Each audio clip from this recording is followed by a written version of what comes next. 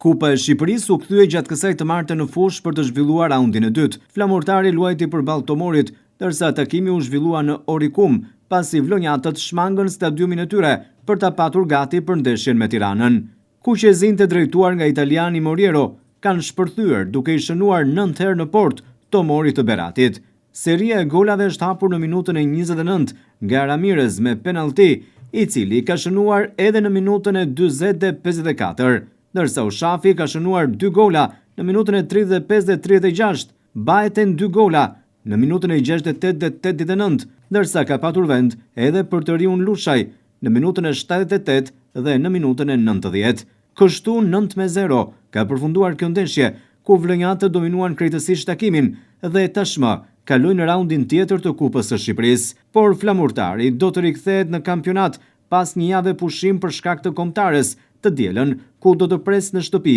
në orën 16:30 ekipin e Tiranës në një ndeshje ku do të kërkojë vetëm fitoren.